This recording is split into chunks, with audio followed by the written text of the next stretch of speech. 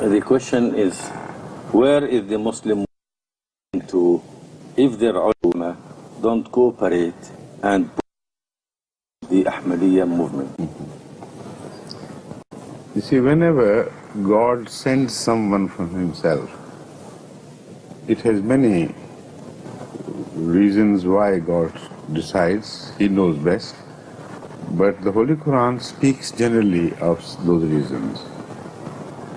The most important of the reasons why God sends someone himself, even if a new religion is not revealed, according to the Quran, is the reason of general corruption of the religious people and their misinterpretations of the scriptures which were revealed before them.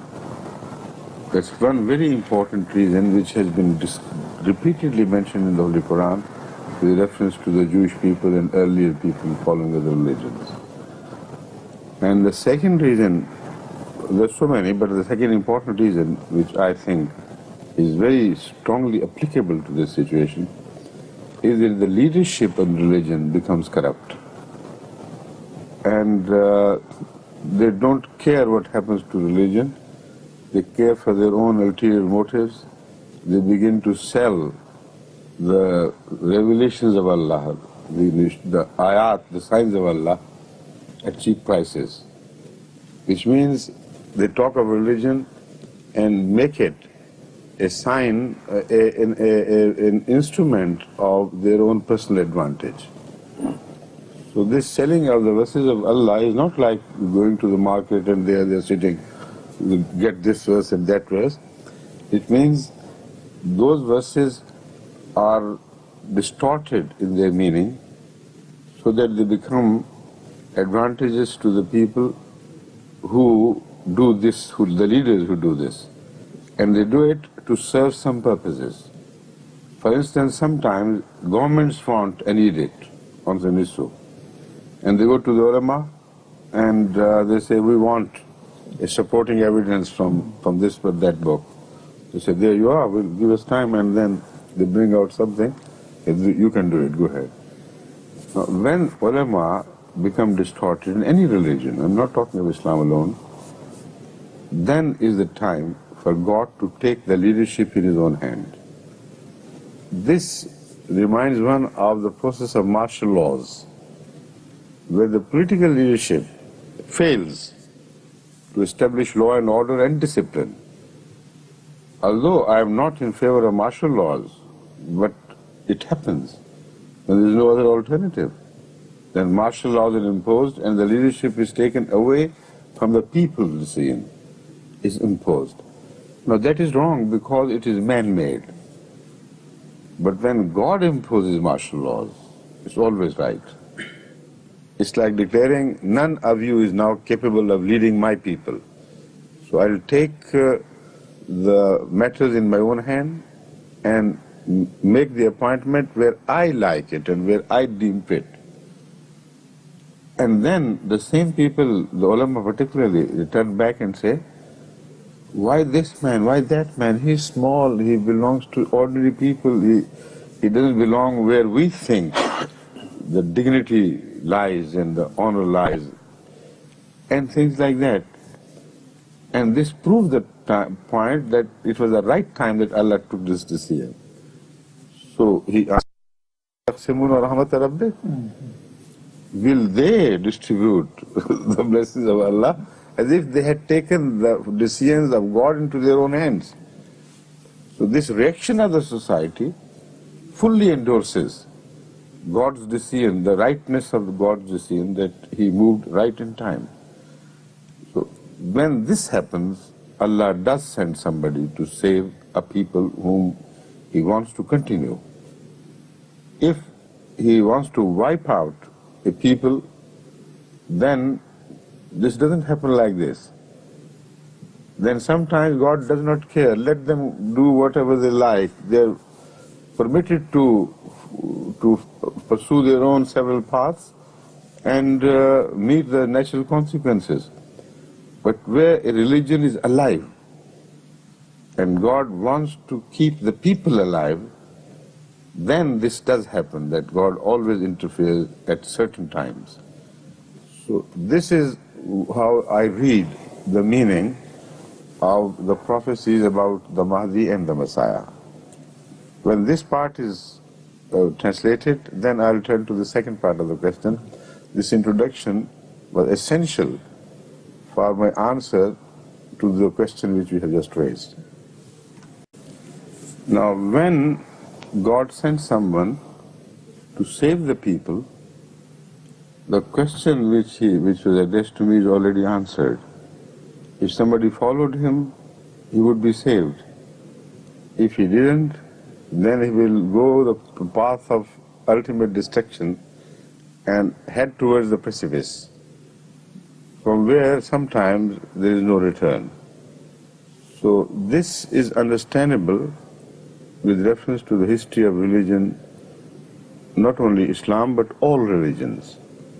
Whenever God sends someone and people don't pay heed, they are given a time, of course. They are given some more respite and more opportunity. If they continue to follow, then their time of respite or respite, both pronounced both ways, is prolonged. And more opportunities are given them to turn to God. As long as it happens, such people are not destroyed as a whole. Such people are given more chance to reform and turn to God. But if there is a time when they put an adamant resistance and a final no, and say, all right, do whatever you like, we are going to take this attitude and continue in this attitude, and we reject you, and we are going to oppose you tooth and nail to the maximum created from the face of earth. When this hostile attitude is taken, like it was taken by Pharaoh, for instance, and many others, then the punishment comes much quicker than otherwise. So this is the liquid state today, as I find it. Although there are certain countries where very strong hostile attitude was taken against Ahmadiyya, particularly where Masih was raised, the Indo-Pakistan continent. The same applies to Bangladesh, where repeated efforts are made to demolish Ahmadi mosques, to destroy Ahmadis, to kill Ahmadis, to rob them and so on. And it's going on. Even today, there is a large threat by the ulama that we are going to attack Fort Bakshi Bazaar and other places, and we are going to see to it that no Ahmadi is left alive. Man, woman, child, all alive. This is the stage where it reaches. It is not always necessary that the whole people are punished. Sometimes repeated punishments come from God to warn them, to open their eyes. And one after the other, another chance, and yet another chance is given. So that process sometimes is quite long. And we can only understand it with reference to the religious history. We can't invent things on our own that God should do this or should have done that. Now, look at Pharaoh and his total denial of, and his commitment to oppose the message of Moses. 9 signs were shown, one after the other. And people think that as if these things happen very quickly. Not so. A sign of punishment came, it heavily punished the people, particularly the ruling people, and when they started turning towards not the message as by way of acceptance, but turning to some sort of repentance, saying, perhaps we did overmuch, so Moses, pray to God, leave us alone and this and that. This was a general atmosphere which was created after they saw a sign. And that must have happened, of course it did happen, that the punishment was withdrawn by God And natural punishment, when it's withdrawn, it's not withdrawn suddenly and in a matter of a few days. Like floods come and devastate the whole large areas, and then God sees to it there's no more water, let them, sort of wipe out the remains of this punishment for a while, and restore the normal life once again. Then started behaving this in the same manner. No, you go to this and go to that. We're not going to listen. It happened. It happens. That sort of thing. So then God said, all right, another one. So if 9 lives were given to the people of Pharaoh, spread over many, many years, then how can we forget this in application to the people of Islam today, who I believe are far better and far more capable of preservation, they have a far greater right to be given more time, because the future of mankind depends on the people of Hadhrat Muhammad Sallallahu Alaihi Wasallam. Even if they have gone wrong, I believe God will give them more time. And secondly, the response from the Muslims today, although it is very inimical on the part of some governments, as far as the people go, the more they listen to the Ahmadiyya message, the more they begin to respond positively nowadays. More in the sense that never before did I notice natural, spontaneous response in favor of the message as it is happening nowadays. So I don't say, in view of what I have discovered, that there will be an overall punishment will do deep damage to them, turning them into things of past. I don't believe it. I don't hope it would ever happen. But I know that as long as the punishments from Allah, which will come, nobody can stop them, are responded to wisely.